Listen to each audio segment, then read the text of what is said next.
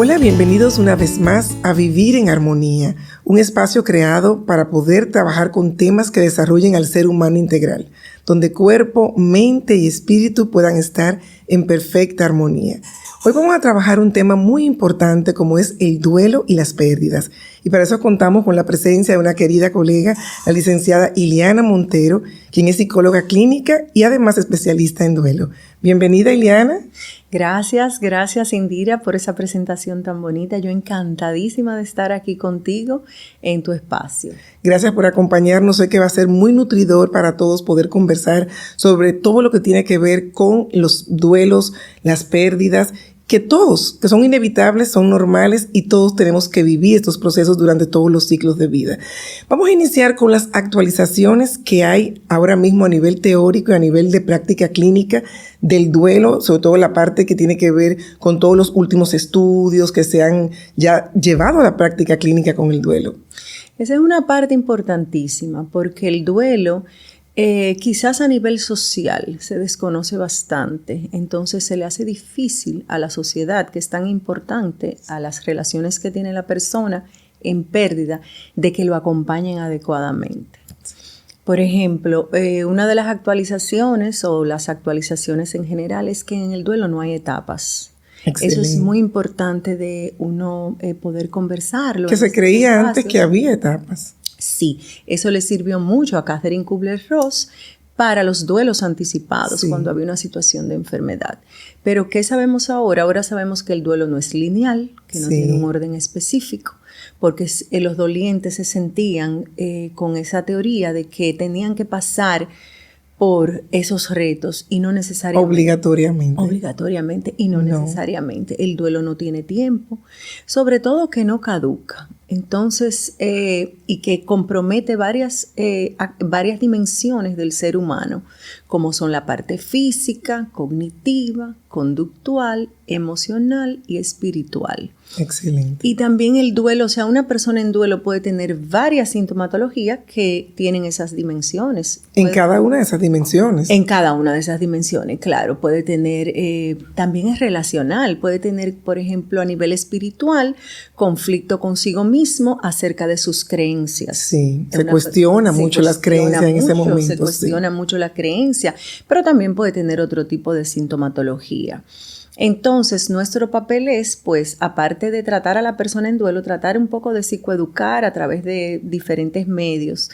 Pero muy importante es que no es lineal, que no lleva un orden específico y que a pesar de en una misma familia estar viviendo el mismo duelo, no todos tienen la misma manifestación ni la misma necesidad. Muy importante esa observación. Claro. Cada miembro lo manifiesta de manera diferente, de acuerdo a su propia historia. De acuerdo a su propia historia, de acuerdo a factores de la personalidad que tiene, estilo de afrontamiento, cómo ha sobrellevado las pérdidas y los desafíos anteriores en su vida y un sinnúmero de factores, sobre todo si tiene alguna condición clínica ya diagnosticada previa. También, eso es importante.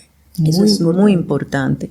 Entonces es importante ver el duelo como algo complejo, no complicado, pero sí complejo, porque es multifactorial. Entonces, y que abarca diferentes dimensiones de la vida del ser humano. También, así mismito es. Entonces, yo diría que el duelo es toda respuesta ante una pérdida, no solo por muerte, es un proceso adaptativo. Adaptativo, muy importante es. Y cambiante. Entonces, donde el ser humano trata de buscar retener ese vínculo continuo con su ser querido. Sí. Y donde puede haber un tipo de aprendizaje o de crecimiento personal. Definitivamente hay un crecimiento, un cambio y una transformación. Entonces, ¿cuáles son los diferentes tipos de pérdidas que vamos a tener? No solamente la pérdida de un familiar, hay otros tipos de pérdida que la gente no las puede ver, pero cada minuto, cada día y en cada circunstancia de nuestra vida hay pequeños duelos y pequeñas pérdidas tangibles e intangibles que no se pueden ver ni tocar, inclusive, y la gente no las ve, como los sueños, la confianza en alguien, las expectativas en algo, realmente la salud. Pero cuéntanos un poquito de esas pequeñas pérdidas que la gente, o grandes pérdidas que la gente no ve. Así mismito es, como tú lo dices, están también las pérdidas que involucran, que nadie nunca habla de eso porque es un tema difícil, que son los duelos desautorizados. por ejemplo, una persona que tenga una enfermedad en los años, por ejemplo, los 80, los 90, lo que era tener el AIDS o el SIDA, que eso se mantenía en secreto, no estaban autorizados porque no sabíamos de dónde venían y cómo eso pues se transmitía. Terrible. También tiene que ver mucho con los amantes, que seguro tú lo ves mucho en tu práctica terapéutica. Definitivamente. O sea, si yo estoy sosteniendo una relación emocional, tengo un vínculo emocional con una persona que no es mi esposo o que tiene un compromiso con otra persona, pues entonces si esa persona se enferma, yo no lo voy a poder acompañar, pero esa persona va a tener una pérdida y eso es un duelo desautorizado. Totalmente. Otras pérdidas son, por ejemplo, la pérdida de la estructura familiar que viene en los divorcios. Ese divorcio, esa muerte de esa relación de pareja. Exactamente, que muchísimas veces comienza antes de que pues el divorcio emocional se da el divorcio antes. emocional, Totalmente. exactamente. Entonces eso es una pérdida de la salud, la pérdida de las capacidades en el adulto mayor, esas pérdidas intangibles, por ejemplo, cuando nos mudamos, los migrantes, las pérdidas de nuestras culturas y de tradiciones, que ya sea forzada esa migración o no, que muchas veces ahora lo estamos viendo mucho en países que están en guerra o países que tienen regímenes dictatoriales. Pero aún no forzada, un duelo migratorio, me imagino que aún decidamos irnos realmente por voluntad propia, hay un duelo, hay una pérdida de la cultura, de todo. Entonces, de tus tradiciones, de tu música. De tus ritos, que son muy importantes en el duelo y se toman mucho en cuenta. Y también hay ese tipo de pérdida que casi no se ven, por ejemplo, la pérdida de una amistad. Que muchos autores la comparan casi con la pérdida de tu compañero de vida. Wow, perderle la confianza a una persona también es una pérdida. Es una pérdida muy dolorosa. Hay pérdidas intangibles y aquí no se toca mucho, pero la pérdida del poder, desde el poder económico hasta político, son pérdidas. Totalmente de acuerdo. Entonces hay muchas recomendaciones, hay muchas personas que sienten que con la edad, según va cambiando la edad, pues pierden su belleza, su encanto. O sea que hay muchas pérdidas. Que vivimos a diario, cada día, todas las que mencionaste, y a veces imperceptibles, pero estamos viviendo duelos, pequeños duelos, como yo digo, y no lo sabemos. No, y no solo eso, están las pérdidas secundarias ante una muerte que es definitiva. Todo lo que esa persona representaba para mí, ya no la tengo ahí, ese apoyo, eso se va sumando todo al proceso. Entonces, sí tenemos pérdidas, lo que no se mencionan. Exactamente. Y hay que visibilizar y mencionar. Para mí es muy importante, porque ya hay conciencia de lo que estamos viviendo y se vive de otra manera. El duelo cuando los hijos se van, el nido vacío, ese ciclo vital, es un duelo para los padres. Claro que sí. Y muchas veces hay mucho divorcio, ahí vienen dos pérdidas ahí. Señor. La pérdida de los hijos y la pérdida de mi pareja o de mi matrimonio. Increíble. Bueno, porque descubro de repente que con esta persona con la que estoy no tengo mucha cosa en común. Solamente fuimos padres o proveedores, pero no nos ocupamos de su sistema conyugal, ¿verdad? Exacto. Bueno, pues qué interesante poder conocer todo esto, esas actualizaciones del duelo hoy y el saber que no hay etapas. Sí existen, pero no en un orden lógico. No hay etapas, no hablamos nunca de etapas. Ya no se habla. Yo prefiero hablar de momentos. Excelente. Momentos. ¿Qué momentos tú estás viviendo? Y muchas veces los dolientes lo entienden graficando su duelo. Yo utilizo mucho eso. Y las etapas entonces de negación, aceptación, tristeza profunda, son momentos. Claro, porque ahora son momentos. Para mí yo los considero momentos porque lo importante es un gran proceso de adaptación, un largo proceso de adaptación y tú integrar esa pérdida. A mí me gusta, yo prefiero hablar de la adaptación y de la integración. Excelente. Porque decir etapas quiere decir como que uno tiene que cumplir unas metas, subir unas escaleras o bajarlas. Y no es así. Y entonces eso somete al doliente a un estrés añadido que el doliente no necesita. Y es muy personal. Y como tú dices, no es lineal.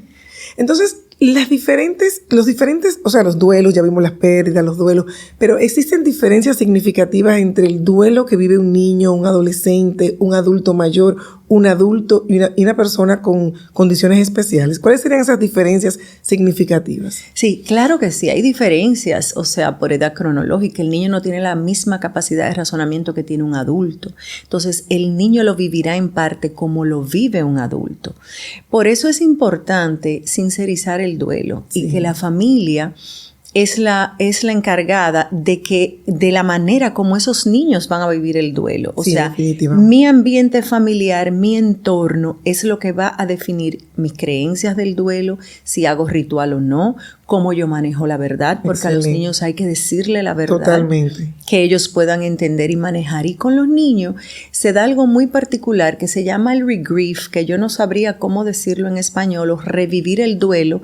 A medida que el niño va creciendo, el niño tiene más inquietud y más preguntas acerca de ese Claro, a duelo. medida que va evolucionando y desarrollando. Entonces, si tú te embarcas en una cosa que no es verdad, ¿cómo la vas a seguir? ¿Cómo ese niño la va a seguir entendiendo? O sea, en el divorcio, por ejemplo, hay que hablar la verdad. Totalmente. Y hay que hablar acerca de la verdad física, donde vive papá, donde vive mamá, las actividades que haces con papá, las actividades. Los niños tienen, me gusta definirlo, que tienen 2 casas. Excelente, así que trabajamos en consulta, así mismo como debe ser. Exacto, Y todo porque se eso habla es lo con ellos, sano. lo que debe Entonces, ser. los padres nunca pierden los roles y eso se le asegura mucho al niño, Eso que es nunca dejan importante. de quererlo. Incluso las personas en crisis que van decididos ya por una separación, yo les doy una guía de duelo. Excelente. Y ahora mismo, pues te comento que tengo un proyecto muy interesante a nivel legal relacionado con esa pérdida cuando hay ruptura de la familia, Ajá. pero no del padre ni de la madre. Pero claro que no A ver son si a roles. nivel general pues hacemos un poquito ya de trabajo social en nuestra sociedad, porque hay muchas parejas en divorcio, o sea, es alarmante. Sí, definitivamente hay un alto índice en esta etapa, en este contexto cultural y a nivel mundial. La sociedad está enferma. Hay muchos definitivamente divorcios complicados. Las leyes, y no soy abogada para nada, pero las leyes incluyen mucho todo lo que es la parte económica, la parte de los permisos, la parte de para salir del país. Sí. Pero ¿y la parte emocional? ¿Cómo lo podemos hacer? no lo contemplan. No lo contemplan. Entonces, los divorcios que son un poco complicados, Sí. y hay divorcios que son muy conflictivos. Sí, conflictivos. Sí. El padre y la madre no logran llegar a acuerdos, no incumplen esos acuerdos y quien tiene pérdida es el niño. Y es desde la infancia que tenemos que psicoeducar a través del modelamiento y hablar la verdad y a través de guiar ese hijo durante ese proceso que también va a tener sus manifestaciones conductuales. Totalmente. De las cuales tú ¿Cuáles me serían hablaste? esas manifestaciones que el niño presenta durante El niño el puede, duelo, su duelo el niño personal? puede presentar irritabilidad, falta de concentración, sueño por no dormir bien, puede tener regresiones, puede tener pesadillas, puede llorar mucho. Entonces, eso es un poco entender que él está viviendo, él o la niña está viviendo ese proceso de duelo. Entonces, eso no lo podemos saltar. Entonces, los niños son muy delicados. Incluso, y en los divorcios donde hay justamente muy conflictivo y se da el síndrome de alienación parental, el SAP, yo me imagino que ahí sí es bien complejo y hay unos duelos muy, muy, muy fuertes. Ahí los niños tienen muchas consecuencias. Claro, tienen muchísimas más manifestaciones y tienen muchísimas consecuencias. Y es curioso, pero a mí me suelen llamar los padres referidos por el colegio, porque a veces ese divorcio es llevado en silencio. Entonces, eso es lo que queremos visibilizar. No. O sea, no lo dicen, el papá de repente, los padres de repente no tienen la misma rutina para buscar a los niños. Entonces, sí se puede complicar ahí. Entonces, a través de nuestra infancia y de nuestra vivencia familiar, también los niños comienzan a aprender a cómo sobrellevar y gestionar el duelo. Entonces, con el adolescente, ¿qué pasa con este adolescente? ¿Hay una diferencia significativa con el niño? Ya estamos en una etapa de cambios hormonales, de formación de identidad. ¿Hay una diferencia más que puede ser diferente a las manifestaciones en el niño? ¿Algo más claro que se añade? Con los niños también nosotros utilizamos lo que es la terapia de juego, o el dibujo y el arte para las emociones. Excelente. Y gestionar ese duelo. Entonces, luego que los padres se dan cuenta, pues entonces ya cambia la dinámica. Cuando hay un cambio en uno de los adultos, pues comienza a cambiar todo. Los adolescentes se están buscando ellos propios su identidad. Sí. Entonces, el adolescente se retrae mucho. Yo tengo experiencia de adolescentes que van a su habitación y se ponen los audífonos, escuchan música alta. Con los adolescentes tenemos que ser cuidadosos porque están aprendiendo a relacionarse y a ser aceptados. Y hay muchos cuadros depresivos en la adolescencia, ya normalmente por estar en la adolescencia. Exacto.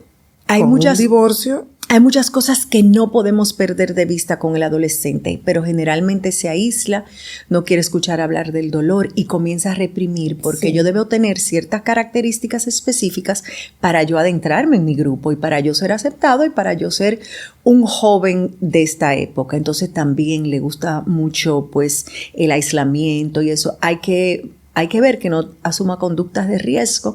Hay muchos muchachos comienzan e inician en la marihuana para buscar la sedación o el alcohol u otras drogas. O sea, están más vulnerables ante un duelo no gestionado, no resuelto y no visibilizado. Sobre todo no visibilizado. Sobre todo tú dijiste algo importante. Están más vulnerables porque ya están en una etapa diferente, importante de sus vidas, donde realmente hay unos cambios muy fuertes en ellos y ya son vulnerables y están expuestos. Hay que observarlos bien de cerca. Están las autolesiones también. Las ideas suicidas. Las ideas suicidas también. O sea, que hay que estar alerta. A mí me gusta mucho los adolescentes trabajarlo con el entorno escolar. Excelente. Porque yo digo que el entorno escolar pasa más tiempo con los muchachos los jóvenes, y los jóvenes dentro de un mismo espacio.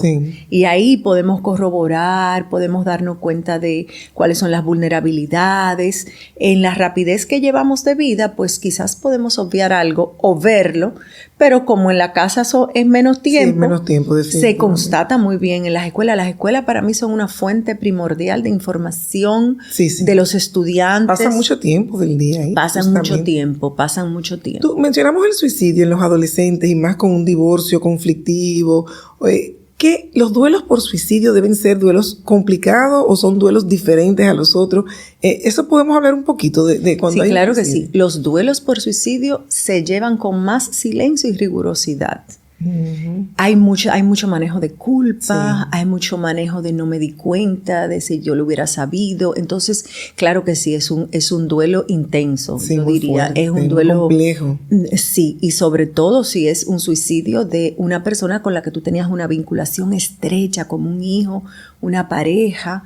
Y estadísticamente hablando, se sabe ¿cuáles son los duelos más difíciles y más complejos de todo, de un marido, de un hijo, de una madre? ¿Cuál sería el duelo más complejo de todo? Yo no te puedo decir, porque si yo le preguntara, y eso sería una buena pregunta para hacer a los seguidores, el duelo más complejo es el tuyo, porque inciden tantos factores, pero ahí están los duelos traumáticos, que de eso no hablamos, y las pérdidas múltiples que generan un mayor estrés en el doliente. Ya.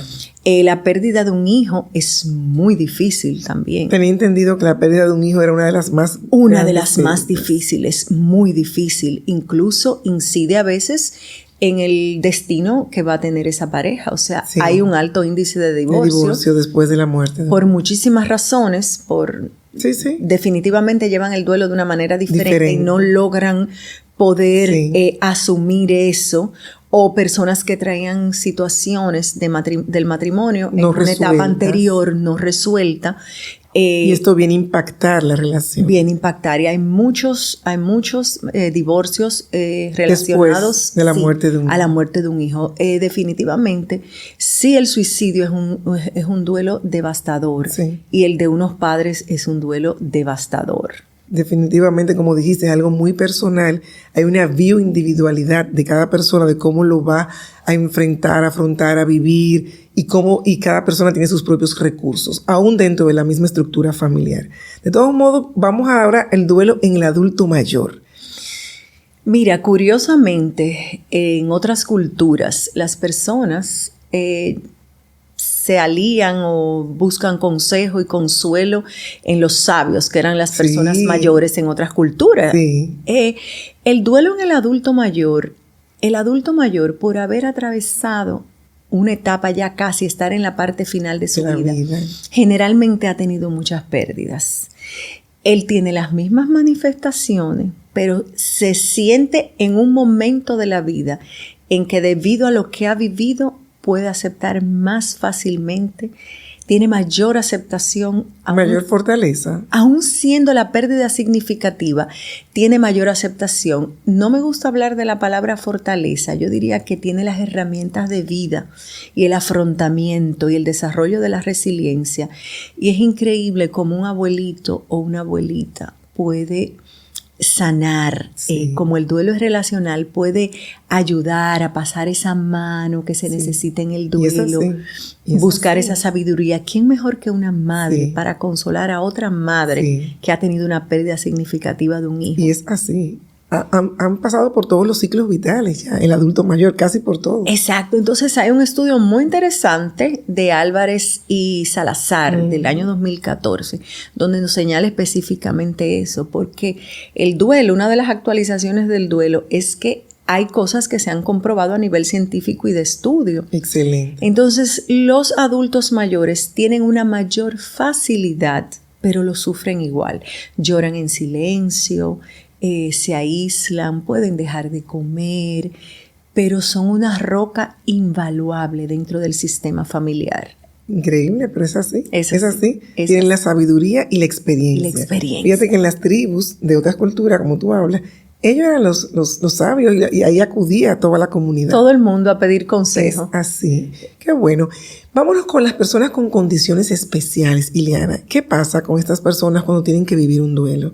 ¿Cuáles son los recursos que cuentan ellos? Mira, ¿cuáles son esos tipos de personas? Te puedo comentar que en toda pérdida, no importa la que sea, está relacionada con el dolor, independientemente de quién sea la persona.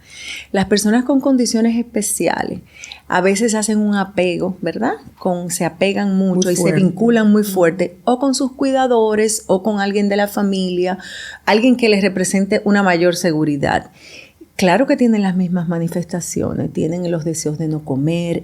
Generalmente el reto con ellos es, como no saben comunicarse o no pueden comunicarse o su comunicación es limitada, reaccionan con mucha ira. La ira, sí. Reaccionan con mucha ira y con mucha compulsión. Por ejemplo, señalan fotos de la persona querida que no está, o pueden romper ese marco de foto, o pueden llorar de una manera por un largo tiempo contemplando eso. Pueden abrir la habitación y buscar a la persona. Entonces a ellos también hay que cuidarlos, hay que darles amor, hay que darles afecto, hay que hablarles de lo que pasó. Sobre todo eso. Hay que hablarles. Si la persona se fue de la casa, que era una colaboradora con él, hay que hablarle de que no va a volver más. Incluso he tenido personas que dan un paseo por la casa con esa persona que se van, con la persona especial, y le dicen ya no va a volver más. Excelente. Su carro no está a un nivel un poco más concreto. Sí, más concreto, hay que hacerlo. Sin mucho detalle, pero sí tienen sus manifestaciones, y yo recomiendo incluirlos en todo. En el ritual si pueden ir, si hay algún momento del ritual, si no lo quieren llevar a qué, porque no pueden entender quizás ese movimiento de personas, no lo van a entender. Yo siempre recomiendo a todas las familias en los rituales que tengan un espacio para despedir a su ser querido como familia en soledad. En soledad. Eso es muy importante lo que acabas de decir. Lo recomiendas siempre. Yo siempre lo recomiendo. Hacer esos rituales personalizados para la familia Esos momentitos, ese momentito de soledad donde quizás nos permite ser un poco más y vivir ese duelo de una manera genuina. Yo creo que sí, que es muy importante. Incluso han habido casos de personas que viven fuera que no pueden llegar. Es así. Esas personas se les hace una videollamada. O sea que todo tiene un protocolo. Excelente. Y esa persona puede compartir con la familia. Esa persona que está lejos se le dice cómo te extrañamos aquí, te abrazamos a lo lejos. Hay personas que necesitan saberlo todo acerca de lo que está pasando y de lo que va a pasar, porque eso es el ritual. El ritual es una anticipación de lo que va a pasar. Y de hecho mencionaste algo muy importante en el proceso de duelo. ¿Qué importancia tienen los rituales que se estilen durante este proceso antes de iniciar? Ya iniciamos el duelo desde antes, en una enfermedad, pero los rituales en una pérdida de una persona, ¿qué importancia tienen para el dolor? Importantísimo. Yo le doy un valor altísimo a los rituales, porque fíjate, no solamente es el ritual de despedida, que eso también se ha actualizado. Hay muchos rituales que deciden hacer una despedida en soledad. o deciden tener sus propios invitados a esa despedida, o posponen el ritual por alguna causa, o hacen un ritual. Si la persona era un artista, lo homenajean quizás el deseo expreso de esa persona era hacer algo que las demás personas del entorno no van a entender. Muchas personas no entienden y por eso es tan limitante el duelo. Entonces muchas personas no van a entender por qué hay música. Si eso le hace sentido a la familia que lo va a despedir, cualquier ritual es probable. Hay personas que hacen un ritual después y dicen, mi mamá era una persona tan sociable que yo lo que quiero es ofrecer un almuerzo a sus mejores amigas. Claro, muy bien. Y cada una lo va a recordar. Mi mamá no quería que hubiera multitud de personas, ni que se le diera, prefería una ofrenda económica en vez de una ofrenda floral. O no gustaba que se vistieran de negro las personas, porque ¿quién habla acerca del color que tiene el duelo? Nadie. Nada más que la persona. Nadie, así mismo. Entonces, eso también se ha modificado. Y los rituales... Pero sí deben existir, de acuerdo a cada familia, sí, claro, a cada persona, claro, íntimos y también públicos. Eso es lo sano. No necesariamente tiene que ser público. Eso lo decide la familia, el ritual que va a llevar y cómo va a ser la ceremonia y todo. Y por eso los terapeutas tenemos que estar muy abiertos, porque hay diferentes rituales. Tenemos que tener ciertas características para estar abiertos. Pero los rituales menores, que son los diarios, desde el desayuno, la despedida, un ritual tan simple como que yo como mamá no llevo a mi hijo, quien lleva a mi hijo a la escuela es el papá, papá no está y mi hijo entraba tocando esa puerta. Ese ritual deja de existir. Sí. Cada familia tiene su mini ritual, cada familia tiene su ritual para las celebraciones que son tan importantes. Sí. Hay personas que le dan mucha importancia a los cumpleaños, hay personas que se toman semanas celebrando los cumpleaños, o sea, todo eso es un ritual. La vida completa es un ritual. Entonces, totalmente. El cambio que surge desde lo más íntimo de una familia hasta lo más natural, que es una celebración, se hace visible cuando hay una pérdida significativa. Excelente. ¿Qué importancia tiene el acompañamiento, Iliana, durante un proceso de duelo? ¿Y qué tenemos que tener en cuenta para elegir un buen terapeuta que nos acompañe en ese momento? ¿Y tenemos todos que tener un acompañamiento o solamente algunas personas con duelos muy complejos? Mira, esa pregunta es súper interesante y es tan subjetiva. O sea, las personas, los adultos, yo prefiero que sean ellos que busquen su ayuda. Eso de estar referidos por una tercera persona. Okay. Mi mamá acaba de perder a su esposo y necesita de ti. Generalmente esos dolientes no han sido consultados. No. Entonces, es la necesidad de la persona. Sí. ¿Qué tú puedes hacer como externo, como familia o como amigo o como compañero de trabajo? Sugerir. No todo el mundo necesita un acompañamiento. Yo anteriormente dije que hay personas que han vivido pérdidas y no necesitan acompañamiento. Hay personas que tienen tanta sintomatología que sí es necesario que lo tengan. Te comenté que los niños son referidos a veces por los mismos colegios y ahí vamos sacando pérdidas, divorcios, se le murió el abuelo, el hermano se fue para la universidad. Entonces tiene un conjunto de pérdidas que no han sido resueltas. Las personas vulnerables, las que han tenido algún diagnóstico o personas que han sido, por ejemplo, han tenido adicciones y que son adictos rehabilitados, hay que tener un poco de cuidado. Ellos generalmente acuden a su terapeuta, y buscan ellos mismos su ayuda. Las personas que tienen su terapeuta familiar acuden al terapeuta familiar. Pero el duelo tiene tanta complejidad que es importante. Hay personas que van y buscan solamente asistencia porque tienen estrés añadido que no pueden manejar. Excelente. Como son las herencias, como son hijos no programados que aparecen. Sí, que aparecen en ese momento. O sea, el duelo tiene muchas aristas. Muchas aristas que hay que tomar en cuenta. A veces, yo he tenido viudas jóvenes que me dicen, yo quiero saber si lo estoy haciendo bien con mi hija. Ah, perfecto. Y me encanta cómo tú lo has estado viviendo, qué te ha hecho bien, cómo vas tú, a mí me ha pasado esto, me hablan de su historial. Entonces, excelente, es lo que debe ser. Claro que sí, entonces digo yo, mira, no está de más, ¿no? Tu manera es normal y natural. Excelente. El duelo es como esta huella, es único, no hay dos huellas iguales. Excelente. Entonces, sí lo estás haciendo muy bien, has sido muy valiente. Esos dolientes que quizás han quedado viudas muy jóvenes Sí, o viudos, sí. no tienen ese tipo de validación. Las personas no saben cómo abordarlos. Entonces, buscar un buen psicólogo, o sea, el psicólogo de duelo ¿Qué características debe tener? ¿Es cualquier terapeuta, un coach de vida o no sé? Vamos a ver, ¿quién debe acompañar? Mira, yo te puedo decir que yo no conozco el contenido que hay en un currículum de un coach de duelo. Ok, perfecto. Supongo y creo que debe de saber, pero no sé si le llega un duelo complejo con muchas aristas, como tú bien dijiste. Yo eso no lo puedo asegurar. Yo sí te digo a ti que los dolientes tienen derechos, que eso es algo que ellos no saben. Y yo lo hablo, eso es psicoeducar. Un doliente tiene el derecho a preguntarle al terapeuta qué especialización tú tienes. Yo estoy complicada, yo tengo ciertas cosas, la experiencia de un terapeuta. Sí, muy importante. Muy importante. Y debe de estar avalado en nuestro país, porque ahorita tocamos los rituales son también culturales. Sí. El duelo en nuestro país, en diferentes zonas de nuestro país, se lleva de una manera distinta. Totalmente, sí. En cada familia se lleva de una manera distinta. Sí, Entonces, sí. Es muy importante que conozca nuestra cultura.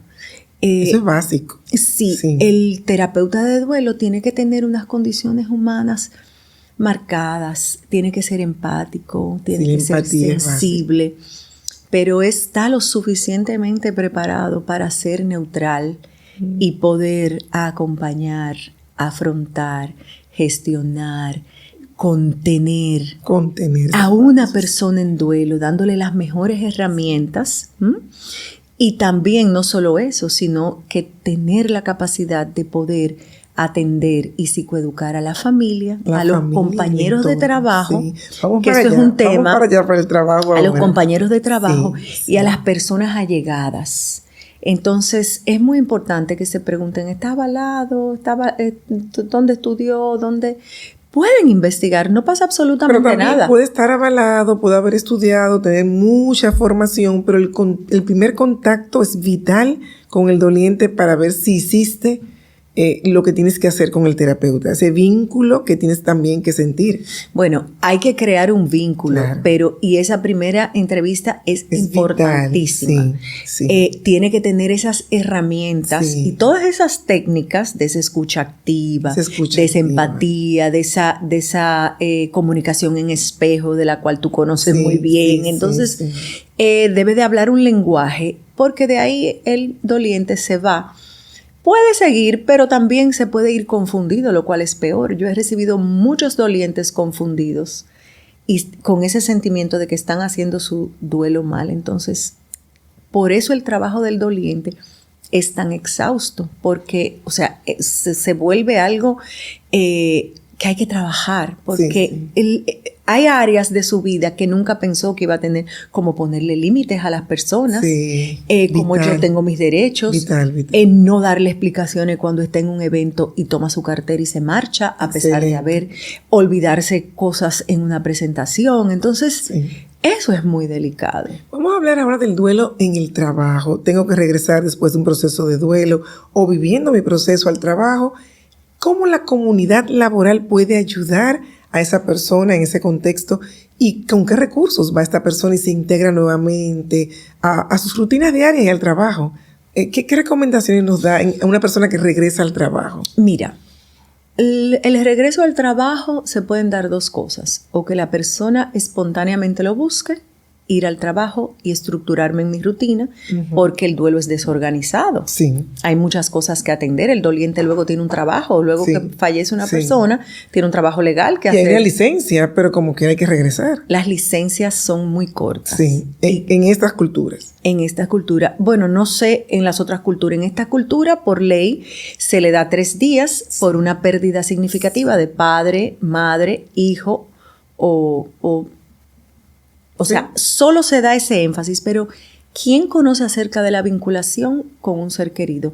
¿Qué pasa con esa muchacha que vino del interior a estudiar e hizo una vinculación con una familia psicológica que no necesariamente es su familia de sangre, y esa persona fallece y tiene 10 años viviendo con esa persona? Que se da mucho en este país. Claro que sí. ¿quién define eso? Sí. Eso es algo por definir. Como una madre que ha tenido una pérdida perinatal, que no las mencioné ahorita, solo va a tener 3 días para volver al trabajo. Sí, es así. Eso es algo muy difícil. Entonces, eso es algo a evaluar, parte de lo que tenemos que evaluar, porque tomamos en cuenta muchos factores cuando estamos revisando, por ejemplo, las leyes laborales, la parte económica, los días de vacaciones, la diversión, pero esa parte está poco contemplada. Y entonces, ¿cómo el contexto laboral puede ayudar a esta persona cuando regresa? Mira, debo decir que gracias a Dios, las empresas a nivel privado están tomando cada día mayor conciencia. Porque al doliente o se le facilita o se le dificulta. A ese que se le facilita tenemos que vigilar que no tenga sobrecarga laboral. La sobrecarga laboral, eso es vital. Porque muchas veces entonces se enreda en ese trabajo. Tengo mucho trabajo y el duelo quizás puede ser un duelo retardado. O sea, embotella todos esos sentimientos y todo eso. Se ocupa del trabajo, pero no se ocupa de todo lo que son las dimensiones de trabajar su duelo. Claro. Exactamente. Qué bonito dicho. Entonces, hay otras personas que se les dificulta estar a tiempo a su trabajo, se enlentecen. Sí. Existe lo que llamamos el cerebro nublado o cerebro en duelo. Muy importante. Que es una de las partes de las dimensiones en el cual el doliente se le puede olvidar hasta la clave de su computador. Que es ya la parte cuando se queda afectada, la parte cognitiva. La memoria, la atención, la concentración. La memoria, la atención, la concentración. Wow. Y entonces eso lo definimos como cerebro nublado. De repente se le olvida dónde guardó ciertas cosas, la llave de un depósito o que tenía una reunión, incapaz de llevar su agenda. Sí. Entonces eso es muy importante. ¿Cómo puede ayudar? Mira, como te dije anteriormente, muchas empresas están siendo más conscientes, más flexibles, están dando mayor flexibilidad y están dando más pausas intencionales. Okay. Y básicamente en los lugares donde yo he trabajado como empresa, hay una persona siempre en tu trabajo en la cual tú eres más cercana. Sí, esas personas son las que pueden ayudar.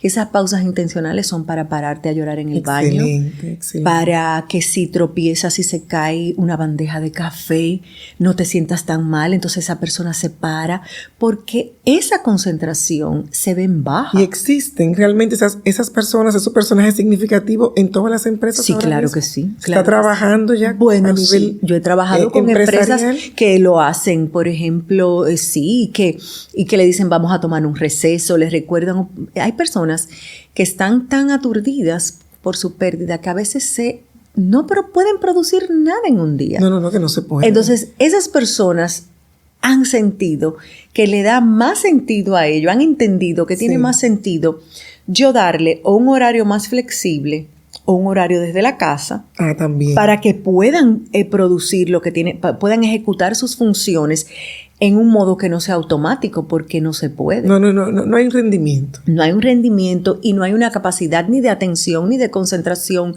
ni de enfocarse, ni de tú tener un trabajo listo. Entonces, si eso no está listo, eso va a generar una serie de consecuencias frente a la persona encargada. O sea, al final, si hay que presentar un proyecto, eso va a estar tardío, o va a estar con defectos, o va a estar con cosas, y al final representa pérdida. Totalmente. Entonces, el trabajo es con la comunidad de sus compañeros. Y se logra a nivel empresarial, se ha logrado hacer ese trabajo. Se logra a nivel empresarial y hay mayor conciencia, se habla acerca de que una persona puede salir desaforadamente de una reunión y no pasa nada si se dice, por favor, excusen a esta persona que ella recientemente ha tenido un duelo significativo, porque eso se da en los duelos significativos.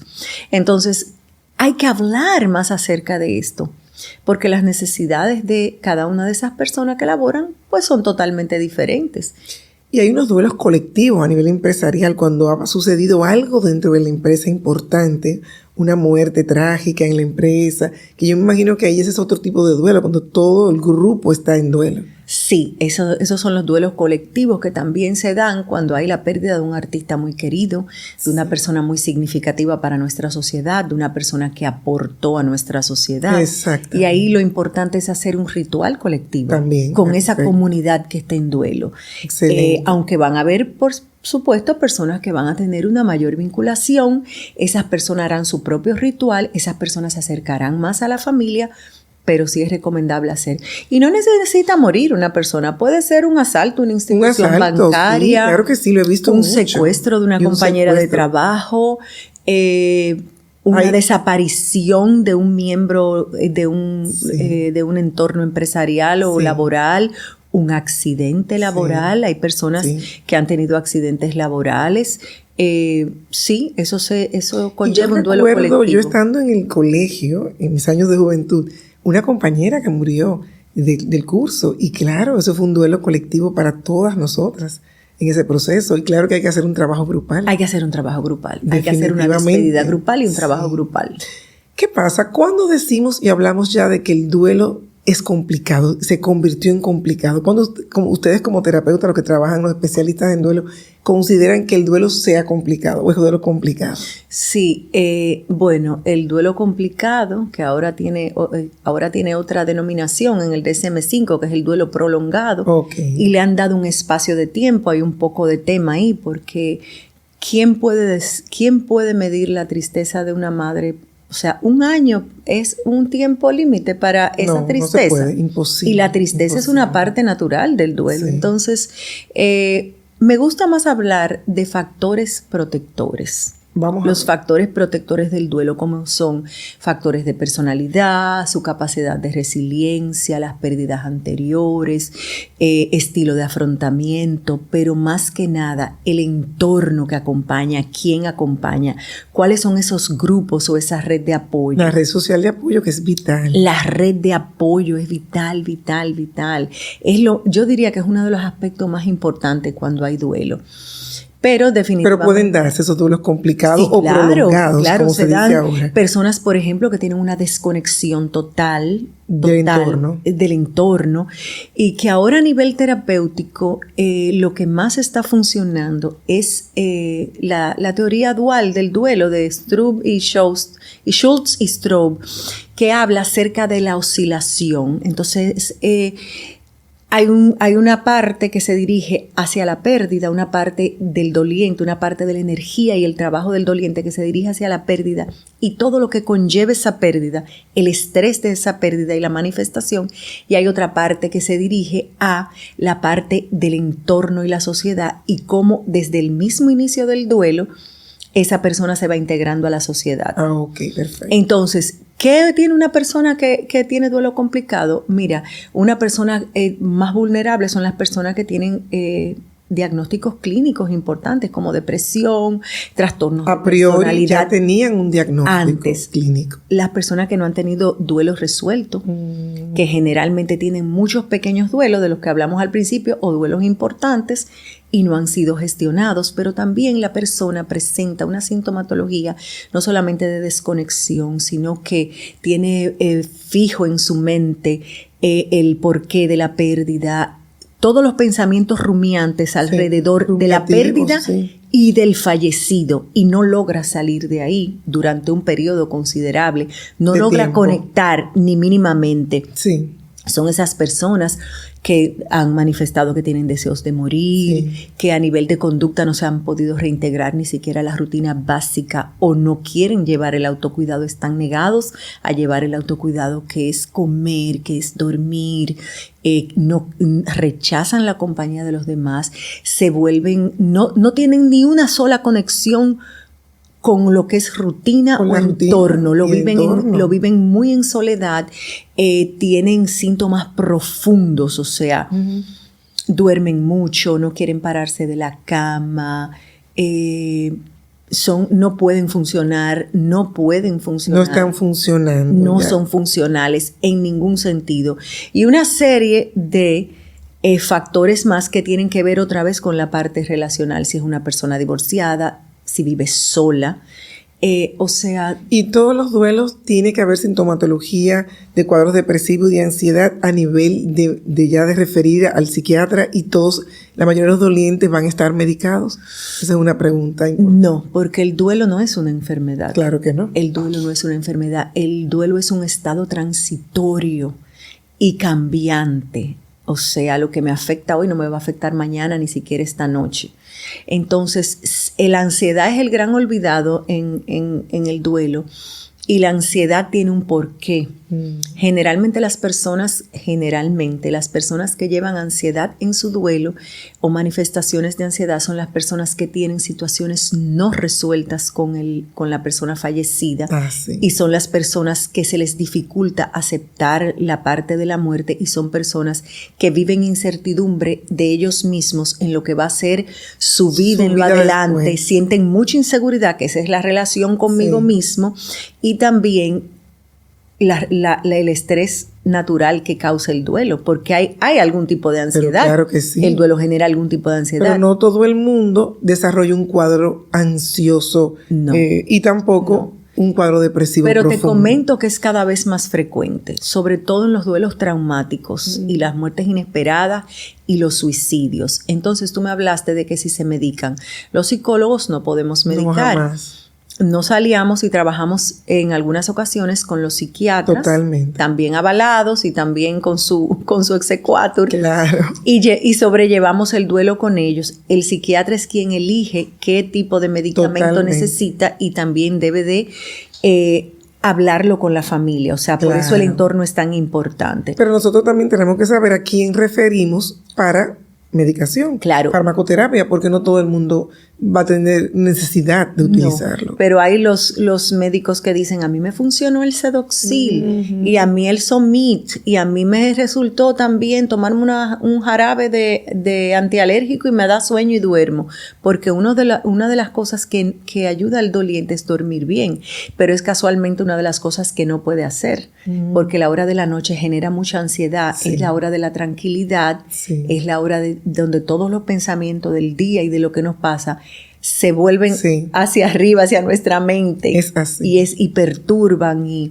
y realmente no todos los duelos tienen depresión. No todos los duelos tienen depresión. Las personas confunden la tristeza, una tristeza profunda, un estado de tristeza profunda con la depresión, pero no es así. Que no es así. No es la depresión hay que evaluarla. Totalmente. Y hay que diagnosticarla bajo muchos criterios. Al especialista que tiene que ver el psiquiatra con esta dimensión, que va justamente a evaluar la sintomatología. Vamos finalmente a llegar a la Navidad. Llegamos a la Navidad, estamos en Navidad, Ileana, y definitivamente se activan muchos procesos depresivos, muchos conectamos con todas las pérdidas del año, con todos los conflictos no resueltos. Es una época de mucha vinculación familiar, sobre todo de tradición religiosa, de muchos eventos, muchas tradiciones, celebraciones, y que tiene ya una connotación de mucho movimiento emocional. ¿Qué pasa en esta fecha? ¿Cómo podemos trabajar los duelos en esta fecha, sobre todo los que hemos tenido pérdidas significativas durante el año y los que tenemos temas no resueltos, las personas que tienen sus conflictos ahí y que en Navidad todos se activan y hay muchos duelos activados y procesos y muchas depresiones? Por eso se habla de la depresión navideña o la depresión estacional o la nostalgia de la Navidad. Vamos a ver. Sí, pues mira, te comento que ya desde antes de la Navidad, porque desde octubre. Y a mí yo respeto tanto a los dolientes, ellos me enseñan tanto, y me enseñan acerca de la manera como cada uno se siente y como cada uno describe lo que se siente. Entonces, la Navidad es un amplificador de toda esa sintomatología y de toda esa falta que nos hace el ser querido, porque si hay un ritual que se hace aquí en República Dominicana, es la Navidad, donde confluyen las alegrías, la juntadera. Y yo he tenido dolientes que me dicen, es que yo voy en vía contraria. Y a mí me encanta eso, porque es el asímil que hacen. O sea, yo voy en vía contraria. No le es significativo un arbolito ni las lucecitas, y eso es comprensible. Totalmente. Entonces están las invitaciones, y ahí te hablé de los derechos anteriormente del doliente. Es una época difícil y complicada, donde la palabra clave es la planificación. Perfecto. Si el doliente no puede hacerlo, es importante que las demás personas alrededor del doliente hagan esa planificación. El primer año de una pérdida es la primera vez de todo sin mi ser querido. Es un año difícil. Muy difícil. De muchos retos y desafíos, pero la Navidad lo culmina todo, Sí. porque están los ánimos exacerbados, están las celebraciones en su máxima expresión, gozo de la Navidad, las Sí. lucecitas de Navidad, y esos dolientes no están en sintonía. Yo hablo mucho de la sintonía. Sintonía. Entonces, el doliente debe de ponerse en sintonía con lo que él desea, con lo que él siente, con saber decir que no, tiene ese permiso para decir que no. Muy importante los límites. Los límites, Saber decir que con no. elegir su propio ritual. Generalmente se cambian esos rituales. Generalmente hay alguien que se ofrece a hacerlo en su casa, o generalmente... Yo digo que el doliente tiene la capacidad y el derecho de elegir con quién. Y además si quiere celebrar. Si quiere celebrar. A lo mejor no quiere. A lo mejor Su no espíritu quiere. no está en A celebración. lo mejor no quiere. Y eso es muy importante respetarlo. Pero también conectando con ese mundo exterior del cual hablábamos en la oscilación, están trabajos lindísimos que pueden hacer los dolientes, que le dan mayor sentido. Ir a leer un cuento a una escuela o a un orfanato, un voluntariado, hacer cualquier tipo de donación. Un trabajo social. Un trabajo social que les da mucho valor, un trabajo en silencio, anónimo, que no desean, donarle una beca a una niña que quiere aprender a cantar y no tiene los medios para hacerlo. Eso es lo importante, lo que estás mencionando en todos los procesos de duelo. ¿Qué importancia tiene la trascendencia, el ir más allá de nosotros mismos y de nuestro dolor para servir a otros? ¿Qué tan sanador es este proceso de olvidarnos un poquito de nosotros e ir a servir a otros? No importa. Mira, eso sí se da, pero no necesariamente. No, eso es darle sentido a la pérdida. Eso que tú te refieres es darle sentido. Por eso vemos tantas fundaciones, Sí. jóvenes que han sufrido accidente y los padres definitivamente deciden pues hacer una fundación en su honor. Hijos que se han suicidado, hay fundaciones Sí, también muchas hermosas. fundaciones, sí. Están los grupos de grupos Sí. de los compañeros de mi hijo, que yo sigo teniendo esa conexión y yo voy a seguir la tradición que tenía mi hijo de si hay una fogata yo puedo Sí, ir, o sí. si no. Pero ¿qué tanto ayuda al doliente el entrar en este tipo de acciones Muchísimo, sociales? pero no podemos saltar y brincar en eso. Ok. Todo le tiene que hacer su sentido al tiempo. doliente. Eso tiene su tiempo. Excelente. El doliente al inicio, que comienza a ver cuándo se me va a quitar este dolor, lo hace él mismo su proceso más Es difícil. así, y es individual. Entonces yo enfatizo mucho en que el duelo es un proceso. Y tener significado o sentido a la pérdida, o tener un vínculo continuo de la manera como tú lo elijas, sin que nada te haga sentido en las pequeñas cosas. Quizás de repente comenzaste a tener más gratitud, quizás de repente te volviste socia de una fundación, quizás a tu hijo le gustaba el arte y decides pues auspiciar a niños en escuelas para que... Hay tanto que dar. El doliente lo puede hacer en pequeñas cosas o en grandes cosas, pero muy importante, eso es un proceso. Pero aparte del servicio social, también la vida espiritual ayuda bastante el proceso de duelo. Algunos se ponen cuestionan a Dios, pero otros también pueden ser un aliado, puede ser algo muy importante. Los que no cuestionan a Dios en este proceso, no todo el mundo lo cuestiona, todo lo contrario, hay gente que sí entra más profundamente a la vida religiosa. Así espiritual. mismo es. Mira, se ha comprobado que la espiritualidad es un factor positivo en el Sí, proceso definitivamente. de duelo. Y cuando hablo de espiritualidad, me refiero a cualquier creencia. Totalmente, no es religiosidad, es espiritualidad. No, es espiritualidad. Si tú crees en un tipo de... Si tú definitivamente te quieres convertir al budismo, pues bienvenido sea. Si ahí encuentras tu paz, ese camino no importa. La espiritualidad es positiva. Pero es un gran componente en el proceso de duelo. Es un gran componente. Y así como lo cuestionan y reniegan, generalmente en ese proceso que viven, la mayoría de las personas vuelven de nuevo a creer en Sí, totalmente. Vuelven de nuevo a tener sus creencias iniciales o diferentes, pero vuelven a creer, vuelven a tener esperanza. Porque algo que también tenemos que tener los psicólogos de duelo es generar esperanza. Eso es buscar vital, ese hálito de esperanza donde no lo hay y donde la persona no lo ve, no lo está viendo. ¿Cómo se genera esa gratitud? Yo diría que la gratitud y la esperanza son un motor importantísimo en esto, porque las transformaciones son hermosas, se dan transformaciones hermosas en personas que vienen a ser de útil, que descubren un talento, que lo importante es tú generar esa esperanza. Excelente. Vamos a finalizar este programa maravilloso que me ha encantado sobre el duelo contigo, Iliana, donde hemos aprendido muchísimo y sobre todo con actualizaciones de la parte teórica y práctica del duelo hoy. Y estamos todos ya más conscientes de muchos aspectos que antes estaban clasificados de una manera y ya sabemos que no. Pero sobre todo que ya no se habla de superar duelo, sino de integrar un duelo a la vida, ¿verdad? Aprendemos a vivir con él. Integrarlo y llevar ese vínculo continuo que es infinito. Así ¿Qué madre o qué padre se olvida de un hijo aún tenga 20 años de fallecido? Jamás en la vida. Esa persona existió, tuvo un lugar aquí en este espacio que convivimos. Es así. ¿Qué recomendaciones finales, ya para finalizar, puedes darle a esa persona que está viviendo un proceso de duelo?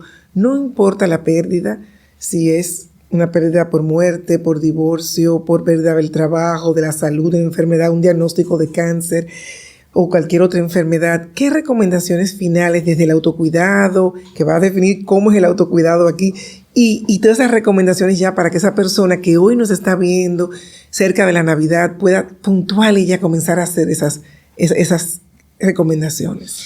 Mira, el autocuidado del doliente es distinto quizás al que también tenemos que tener nosotras como psicólogas, ¿verdad? Que eso es una parte vital, que no se puede obviar. No, jamás. El autocuidado del doliente está en qué me hace bien a mí.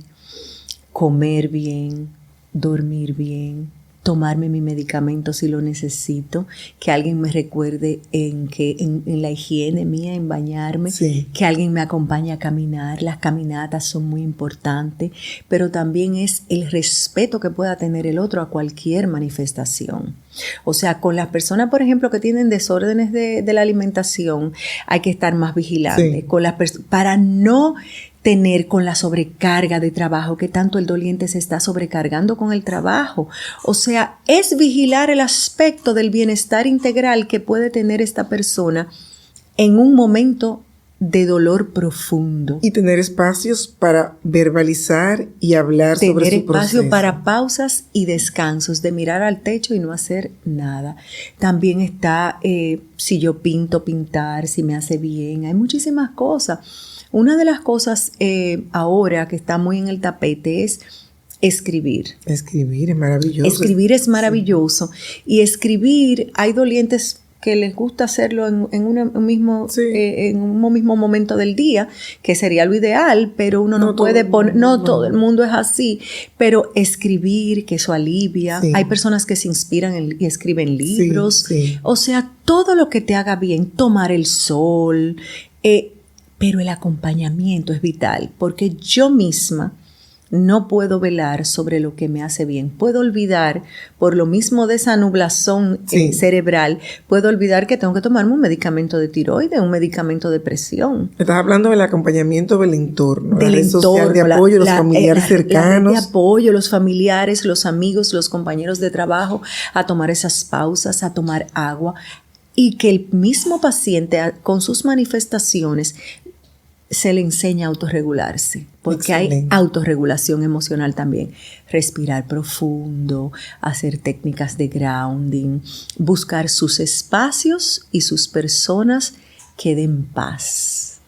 Muchísimas gracias, Iliana. Hemos aprendido muchísimo sobre el duelo hoy, sobre todo las actualizaciones, las implicaciones que tiene, y sobre todo, yo creo que todo el que vio el episodio hoy del duelo sale más nutrido, fortalecido y sobre todo consciente de la importancia de vivir su proceso de duelo, de la forma en que hay que enfrentarlo y sobre todo de los recursos que hay, tanto en República Dominicana, muy buenos terapeutas, y sobre todo todo lo que puede hacer para poder abordar su proceso. Muchísimas gracias. Gracias a ti por tu invitación. Esa última palabra que dijiste, consciente, vivir un duelo consciente es vivir un duelo sano, porque el doliente participa, toma acción en su proceso y lo gestiona de una mejor manera. Muchísimas gracias a ti por la invitación. Así es que nos veremos. Gracias por venir, gracias a ustedes por acompañarnos una vez más en este episodio donde trabajamos el duelo y las pérdidas.